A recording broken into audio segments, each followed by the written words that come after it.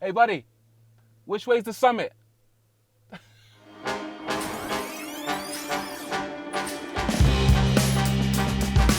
That is Denver, Colorado, and this is the Mercedes EQS SUV. I'm obviously going to give you a full review of the car, but since we're in a pretty cool spot, I thought we'd do a little bit of sightseeing and learn a little bit about the place and learn a lot about the car. Denver today is a metropolis like many others, a big city perfect for the EV revolution. Although it wasn't always this way. This place, as we know it, was effectively born in 1861 when 100,000 people came to take part in one of the biggest gold rushes in American history.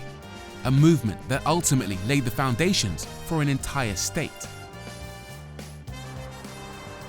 That gold rush kind of reminds me of the entire car industry. I mean, look at Mercedes. They've got the EQA, the EQB, the EQC, the EQV, the EQS, and now the EQS SUV. They're literally on a mission to cash in on their very own gold rush, the rush for battery-powered cars. The EQS SUV is their flagship, aimed at people who want extreme luxury, go-anywhere capability, lots of space, and modern technology. It will do up to 370 miles on a charge, 0 to 62 in 4.2 seconds, with a price tag in the region of £130,000. On first impressions, that price is just crazy to me. I mean, it's a similar price to a Bentley Bentayga or a Lamborghini Urus without any of the prestige attached to it. But the longer you spend in the car, the more you start to realize it might be worth the cash, you know. And I say that because of how refined and quiet it is. It's astonishingly silent inside this car. I'm gonna go out on a limb and say that this is the quietest car I've ever driven. Is it a bit too quiet? Well, you could argue that, but Mercedes at least gives you the option for the car to make some kind of noise as you drive along. It's got sound experience. I'll give you a quick blast of roaring pulse. Sounds a bit like you're driving some kind of spaceship. The other really cool thing about the EQS SUV is that it's got its own unique smell called Mood Number 6 Mimosa. And it gets its name, number 6, from the fact that Mercedes first started making electric cars back in 1906. They describe it as earthy with a hint of sensuality. To me, it smells a bit like wet dirt. And speaking of dirt, Colorado has plenty of that. The state is home to 24 million acres of forest, just begging to be explored. Of course, off-roading in an electric family car might not sound like the best idea, but with twin-motor 4MATIC all-wheel drive, this is an SUV that's ideal for exploring. This is crazy. I've never been in an electric car on terrain like this before. Okay, so in off-road mode, one of the main things the EQS SUV does is to raise the ride height on the air suspension by 25 millimeters, basically an inch. Fun fact, in the US, they can raise it by 30 millimeters. I guess they've got more gnarly terrain than we do in Europe. But there's another clever little feature that gives you a little bit more reassurance that you won't damage the car as well, and that's the transparent bonnet system. So below 5 miles per hour, it uses cameras on the car to actually show you on the screen in front of you what it looks like beneath the car. Got some crossbody articulation going on, wheels up in the air. And actually the chassis seems to feel really rigid. That's a good sign, I like that. The other thing that's really useful on tight technical terrain like this is the all-wheel steering system. So as standard, the EQS SUV can articulate the rear wheels by 4.5 degrees, but you can download an over-the-air software update which allows you to turn the rear wheels up to 10 degrees, which drops an extra meter off the turning circle, so you can really get around some of these tight bends without any hassle whatsoever. What's really cool is that on these downhill sections, you can activate the DSR system. That's the downhill speed regulation system, which automatically applies the brakes for you to give you a smooth, progressive descent without you having to rely on the brake pedal.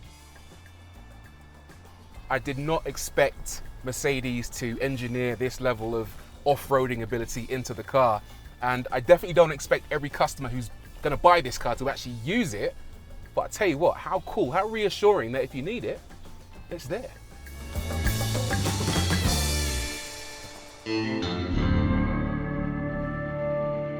And when you do explore, especially away from Denver's beaten track, that opens up opportunities to discover hidden gems. This is Nevadaville, a little-known town off the beaten track that once thrived off the gold boom.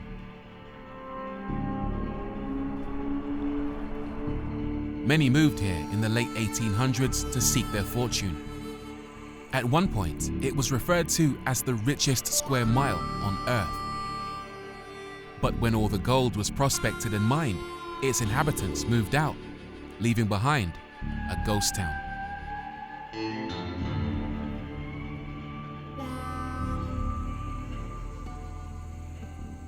It's quite an eerie place, Nevadaville. Even the drive into town is quite spooky. It's enough to send shivers down your spine because there's absolutely nobody here. This town was responsible for sustaining so many families and businesses that made the voyage here to seek their fortune, gold in those hills. There was a great fire back in 1851 that destroyed about 50 buildings, and the locals had to use dynamite to stop the fire in its tracks. They actually used fire to fight fire, and it worked because there are still quite a few buildings still standing, and they're astonishingly well preserved, serving as a reminder of what this town used to be.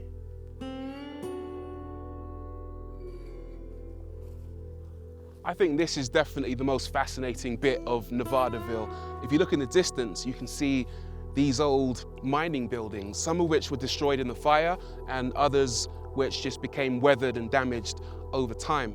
And you can see these huge mounds of earth in the distance as well. Each one of those is a mine shaft. They would dig by hand and using explosives to get into the mountain and dig down as far as they could to extract the gold. And once they were finished in one shaft, they would move on to another and then another and then another. Apparently, the mine shafts run so deep that they crisscross hundreds of meters underneath the town and go as far as Idaho Springs, some 10 miles away. Here's another interesting fact. Apparently, each one of these piles has probably millions and millions of dollars worth of gold still left inside. So it's almost tempting to go over there and maybe grab a handful, but there are so many sinkholes scattered around this entire area. If you put your weight in the wrong place at the wrong time, you could fall hundreds of meters to your death. The deepest sinkhole, called the Glory Hole, is apparently 1,400 feet deep, which is deep enough to fit an entire skyscraper in. Scary, but also strangely beautiful.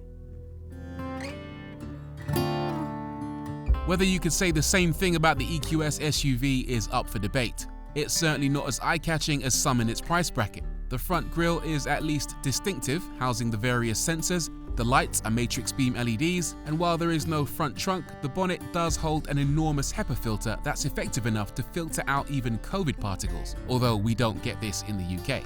At the side, there's a flap for filling the wiper fluid, pop-out illuminated door handles that can be slightly annoying in use, an optional side step, and wheels up to 22 inches in size, although 21s are as large as we get in the UK. Barring some interesting detail in the rear lights, there's relatively little in the way of design flair towards the rear. But the car will come with an optional tow hook that will allow it to tow up to 1,800 kilograms. The boot, meanwhile, is huge, 800 litres with the third row folded down. UK cars won't be available with 7 seats. The reason for shortchanging Brits is apparently due to weight. 7-seater cars are heavier and would go over their weight limit with the HEPA filter, larger wheels and extra seats in place. The interior is definitely a lot more interesting than the exterior. It's very comfortable. I've seen this car finished in white leather and it looks absolutely magnificent. It's slightly less impressive with the black leather, but still a lovely place to hang out. These seats are incredibly comfortable and it has these lovely little pillows that you can rest your head on as you drive, and it just makes the driving experience so much better for it. The star of the show is the Hyperscreen, which consists of 3 different screens, one for the driver, one for your infotainment, and one for your passenger. I'll show you the main infotainment display because there's one feature that I really love, and it is the sat nav. Look how detailed the satellite navigation system is. You can see Nevadaville in all of its glory. But if I navigate to somewhere a little bit more built up, let's say I go into central Denver, for example, and then zoom in, look at what happens. You actually see the skyscrapers. And as for the passenger screen, well, you can watch movies on that. And there are cameras built into the driver's side that monitor the driver's eyes. So if you ever get tempted to look at that movie while you're driving, it will actually dim that screen to discourage you from doing that. The car also comes with Dolby Atmos built into the Burmester sound system, which is a first for Mercedes. And what it means is you get a 3D soundscape in compatible audio files. So if you're playing spatial audio from Tidal or Spotify or Apple Music, you get this incredibly rich and detailed and robust 3D effect sound all around you. It sounds absolutely magnificent. Obviously the car does all the basic stuff as well. You got cup holders, wireless charging, decent storage in here and down there, plus good space in the back as well, good leg room, good headroom, and all the USB ports and luxuries you could wish for. It's a lovely place to hang out. You can't leave a place like Nevadaville without thinking about the environmental consequences of extracting precious materials from the earth and the parallels with mining for electric car batteries. Clearly, mining for gold was attractive, drove an industry, and created a state. But if the methods are questionable and when the supply runs dry, there are consequences. To be fair to Mercedes, they say the EQS SUV is produced in a CO2 neutral way at their factory in Tuscaloosa. But the industry in general must strive to improve its battery mining, production, and recycling methods across the board. Perhaps a discussion for another day. What I can tell you is that the EQS SUV has a big old battery pack, 108 kilowatt hours of usable storage. And they need that in order to give the car decent range. They reckon it will do 371 miles on a single charge, which to me sounds pretty impressive. I mean, that's London to Scotland, essentially, a 7-hour drive. Of course, the theory and the reality are always a little bit different, and I've been keeping an eye on the range that I've been getting in this car, and I've been averaging around 2 to 2.5 miles per kilowatt hour, which if you do the maths, works out to be around 270 miles. Still not bad, but it's a good 100 miles short of what they claim this car's capable of. Not the most efficient then, but not bad for such a big car. The EQS has a 200 kilowatt charger, which is enough for 155 miles of charge in 15 minutes. Charge it from a 7 kilowatt home wall box though, and it will take almost 12 hours to recharge from flat, so a nightly top-up would be advisable. Obviously, you're not going to get anywhere near that claimed range if you use this car's full performance potential. And get this, the motors in the S580 generate a maximum of 540 horsepower and 800 Newton meters of torque. When you put your foot down, it just takes off. Mercedes reckon the S450 version will do 0 to 62 in 6 seconds, and the S580 will do it in 4.2 seconds. I think what's really impressive as well is the handling. The steering feels brilliant. I think that's helped by the rear wheel steering system, and the whole thing feels accurate and agile. It's actually a surprisingly fun car to drive through corners. There is quite a lot of body roll, and that's because the car isn't fitted with a 48-volt active anti-roll system, which you find in so many modern luxury SUVs. And the reason for that, Mercedes say, is that those systems use quite a lot of energy, which would ultimately negatively affect the range. But actually, I don't think it needs 48-volt anti-roll stabilization, because the low center of gravity just means the whole thing feels really, really neat and tidy through the corners. It's actually surprisingly capable. All-round capability in an SUV is exactly what you need for a place like Colorado, and the EQS SUV has acquitted itself well thus far. But there's another leg of my Colorado trip that has the potential to push car and driver to their limits. This is Mount Evans Highway, which at 14,271 feet is the highest paved road in all of North America.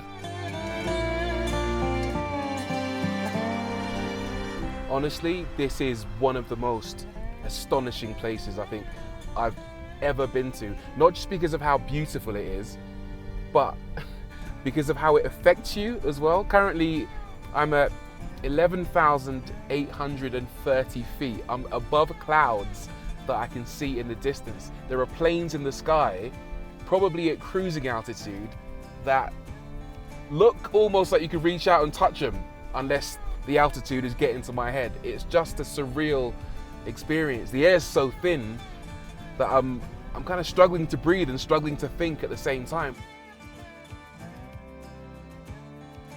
This is so sketchy. There are no barriers whatsoever. So if you lose concentration, even for a second, you are going straight over the edge.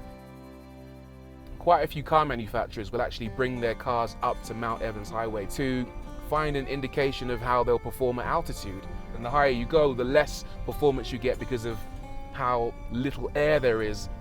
I'm really feeling it.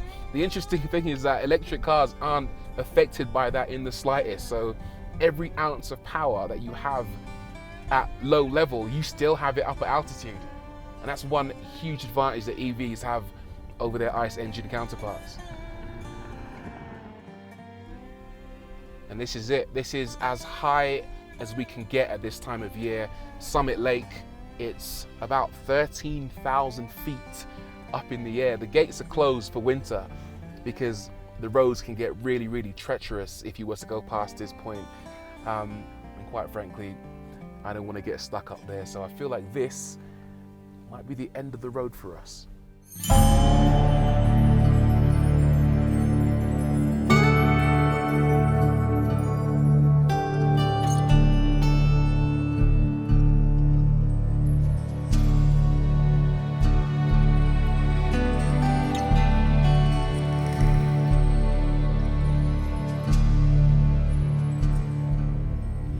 This has been an absolutely magic trip. I love coming to new places and learning about the backstories and how they came to be.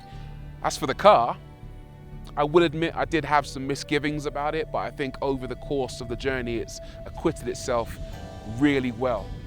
Yeah, it's a hell of a car. I like it. Not as much as I like Colorado, though. What a place.